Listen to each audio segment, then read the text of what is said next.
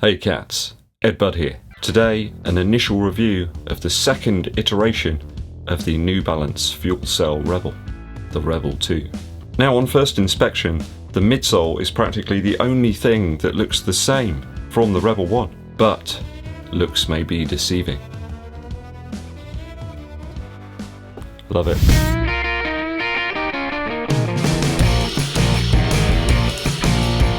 So this one weighs in at 239 grams in my UK size 11, US size 12. It's 8.5 ounces if you like that sort of thing. Compare it up to the original, which was 250 grams in my UK size 11. So it's actually a little bit lighter than the previous version. A drop in weight, most unexpected but very welcome.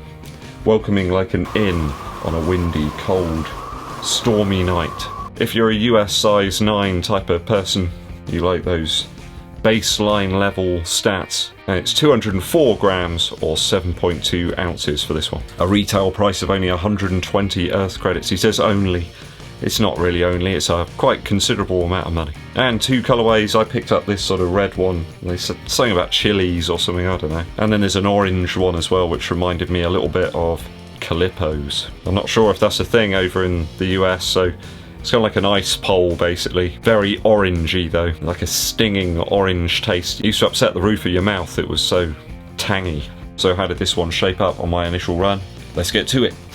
An initial inspection of 7.2 miles, 11.65 kilometers to be precise. So we've got a more mesh-like upper this time round. Almost felt like a knit type situation on the first Rebel. Quite different, though I find this one a little bit more containing. A standard tongue this time rather than a sort of booty type construction. There's no gusseting though, it's just all tongue. It's all tongue. A C change, it appears, in the heel collar, although the actual counter's pretty much the same size as in the original version of the shoe. Only 5 eyelets per side. Now it's going to upset some people. We don't have the additional extra eyelet here if you want to do a runner's knot, so you got to cross your fingers and touch wood and do all that sort of stuff and hope that the normal style lacing will work, but some people absolutely have to use a runner's knot or they're not happy. I can understand that, you know. Yeah, lockdown was fine for me with a standard bow, so just pray that it's okay for you.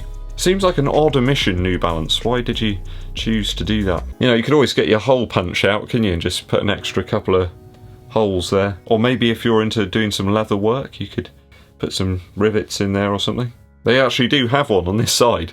There's one rivet that side, nothing that side. Makes you wonder how they come up with these ideas. Like, I know, let's just put one rivet on the outer side of the shoe. Did they have like a meeting about that? They all sat around and decided to just one rivet. Maybe they had loads of extra rivets from something. They got a job lot of rivets and they thought, we'll just put one in on the outer side. And that would use up all those rivets that we bought. We won't feel like we've wasted our money. Maybe if somebody from New Balance is out there, you can put something in the comments, let us know. I gotta say, fit is quite snug. In fact, it reminds me very much of the FuelCell RC Elite. It's pretty much the same last, I think, so I used a medium thickness sock today, and my toes on my right foot, which is my longer foot, were saying, hey Ed, should have gone with the thin ones, buddy. I just felt a little bit claustrophobic in there on the right shoe. The left one was fine, but yeah, just bear that in mind. I went with my standard New Balance size, which is an 11.5. You might want to consider going up half a size perhaps, but hey, summer's here. You can wear your thin socks now. It's all good. Very, very light and really sensational tongue fit. Just sort of wraps over as just enough padding there for me. Hugs the foot, quite a flexible friend on those faster paced intervals today.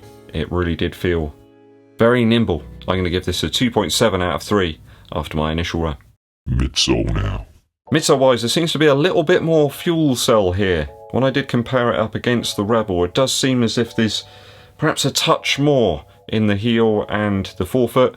It might just be the fact that the Rebel's been compressed down a little bit. It did feel like there was a little bit more squash there. Maybe though that is down to the rubber on the outsole. We'll get to that in a sec. Really a minimized version of the FuelCell TC or RC, and if you really enjoyed those shoes, I think you're going to have a ball in the Rebel 2. No plate here, but a very carefree attitude. I mean, the midsole unit doesn't quite have the propulsion you're going to get from those two shoes, and it hasn't quite got the same outer protrusion either. It's still there, but it doesn't feel anywhere near as prominent. There's still some considerable midsole width here though. It did feel very stable on foot. The TC and RC certainly demand a little bit more in terms of foot strike, thinking about keeping things consistent.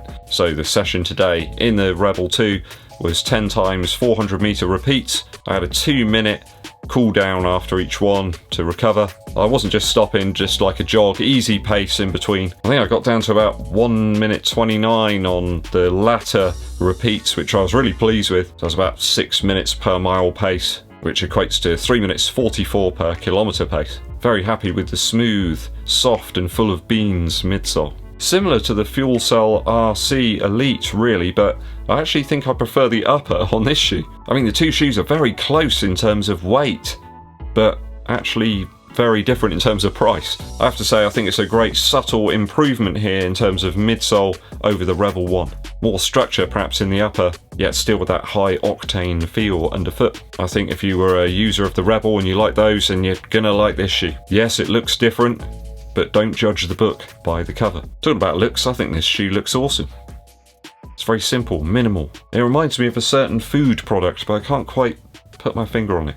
I don't know, maybe a slight Coca-Cola vibe about it? Does that make sense? Not an awful lot of smell about it though. Quite a neutral smelling shoe, if that's your sort of thing.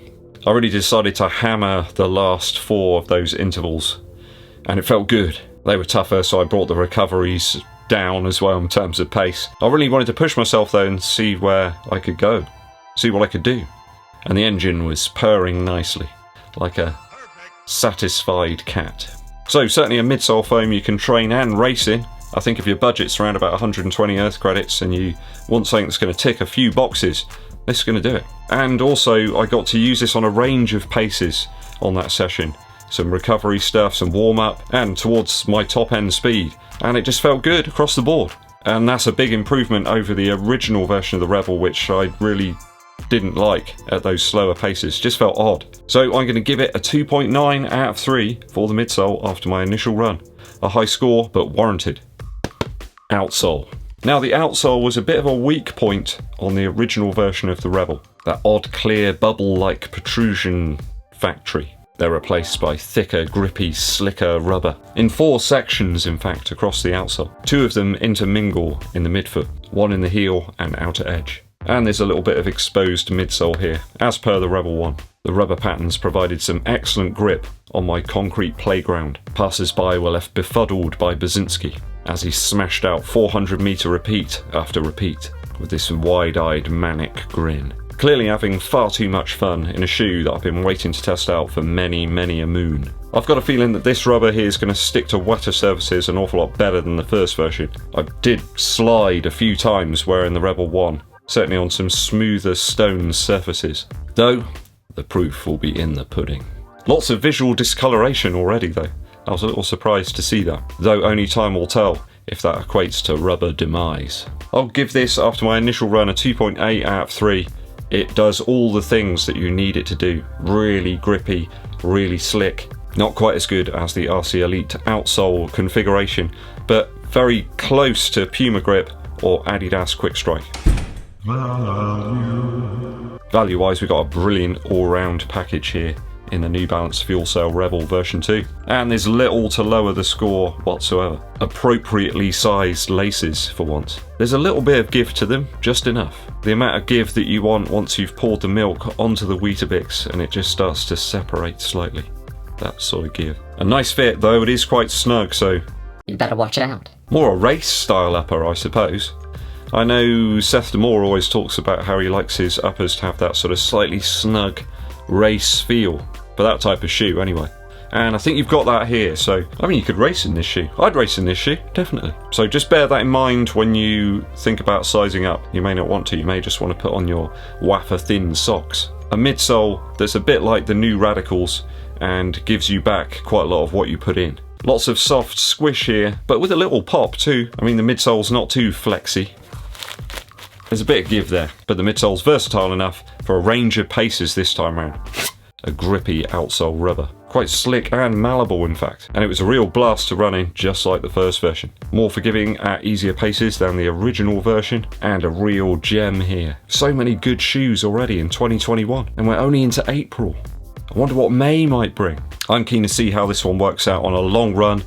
I might do that this Sunday. Very positive so far. I think a slightly more exciting midsole here than the Mach 4. Certainly softer than the Under Armour Flow Velocity Wind. Closer probably to the Puma Liberate Nitro. A containing and light upper. Better proportioned certainly in terms of upper material than the Mach 4. And a slightly higher quality vibe than the Liberate Nitro from Puma. Outsole wise, close I would guess to Puma grip and some of those Adidas efforts as well. I think it deserves a 2.8 out of 3 for value after my initial run. So if I've totaled the scores up correctly, that gives us 11.2 out of 12 for the New Balance FuelCell Rebel version 2.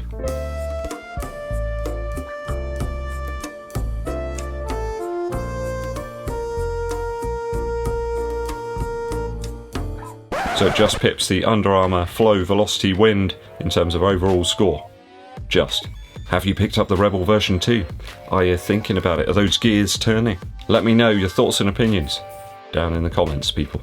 A musical interlude for you. Today it comes from Pete Molinari and his album A Virtual Landslide. I picked this one up on release back in 2008, I think it was. It seems like only yesterday. So this was recorded at the famous Toe Rag Studios in London. I believe Jack White recorded some of the early White Stripes material there as well. It really does sound like it's been beamed out of the 1950s to the present day, but with a real sheen of quality about it.